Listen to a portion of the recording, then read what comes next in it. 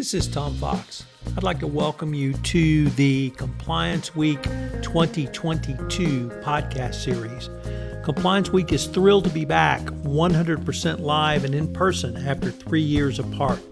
Back for its 17th year at Compliance Week National 2022, compliance, ethics, legal, and audit professionals will gain insights and make connections at the industry's premier cross-industry national compliance event, offering knowledge-packed, accredited sessions and take-home advice from the most influential leaders in the compliance community.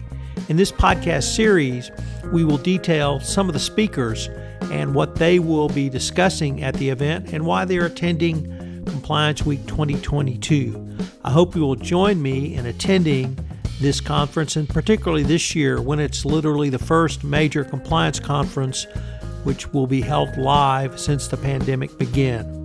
We link to the conference in the show notes, and listeners to this podcast get a special discount, which is also listed in the show notes. I hope to see you in May at Compliance Week 2022. In this episode, I visit with Professor Karen Woody, Associate Professor of Law at the Washington and Lee University School of Law, on her presentation of the evolutions of boards and compliance.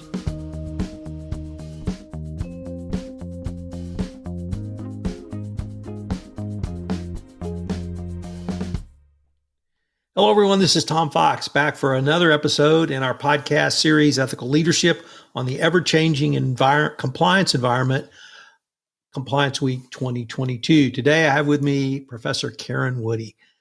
Karen, first of all, welcome, and thank you so much for taking the time to visit with me today.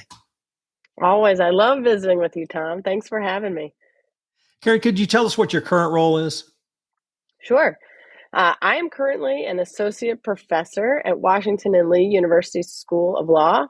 I teach securities regulation, an insider trading seminar, torts, and a number of other courses that deal with business law. Karen, we've had the chance to visit over the past few months about the evolution of the obligations of boards of directors based upon the Delaware Supreme Court and Delaware lesser courts evolving the Caremark doctrine. So our presentation is on the evolutions of boards. What do you hope to bring to this presentation, or what will be some of the highlights from your perspective? I think this will be a great presentation and such an important and timely topic, especially now as we've seen the Delaware courts really inch toward pushing Caremark beyond maybe its initial inception, which, as you know, Caremark is really a standard that says you need to do more than nothing if you're on a board. If you see some red flags, or if there's something that suggests that you should be checking into things, Caremark says you need to be doing that. You need to have some policy in place to ensure compliance, and that is what is required per your fiduciary duties to the company. And, usually when we see lawsuits against boards of directors for managing or for lack of proper management or breach of fiduciary duty, often those lawsuits don't get much traction because of the very robust defense of the business judgment rule, which means that boards of directors are able to make changes or decisions as they see fit in keeping the interests of the company at the forefront of their minds. And that is really all you have to show, is that we made this decision in good faith, thinking of the company. But more and more, we're seeing the Delaware courts look harder at what the boards are considering or what they didn't consider, and taking a much more sort of stricter view into the boardroom and what was going on in those meetings and what they discussed. And we've seen this evolution over the last few years, starting with Marchand and then recently in Boeing. And that's what we'll be discussing, which I'm looking forward to. I think it's, like I say, a very important and timely topic that every board member should certainly be aware of. Karen, why are we talking about the Delaware Supreme Court and the Delaware courts leading this evolution as opposed to a regulatory body such as the Securities and Exchange Commission? No, that's a great question. Well, corporate law is shaped and essentially established via Delaware courts, where because most companies are incorporated in Delaware, that makes it a broader scope in the sense that a lot of these companies might not be publicly traded. And so they might not be necessarily within the jurisdiction of the SEC in some of the liability provisions of the SEC, because the SEC really is dealing with the markets.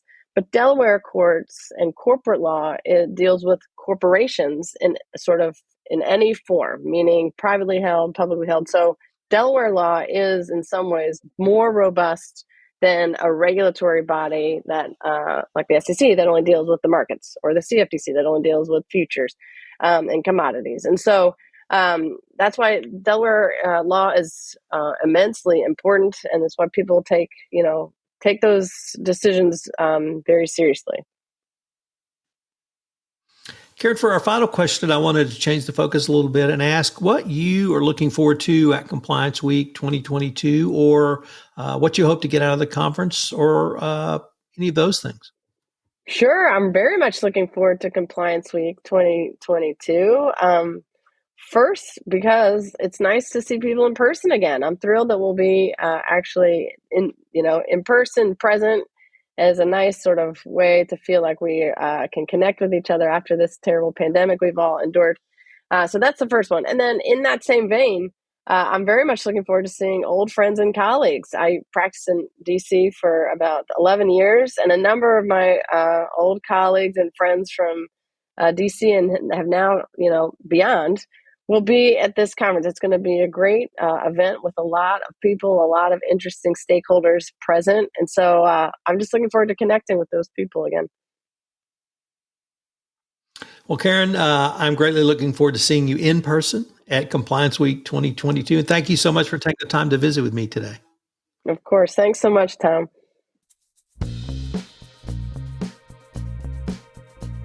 This is Tom Fox again. I hope you'll plan to join both Karen and I at Compliance Week 2022 this year on May 16 to May 18 in Washington, D.C.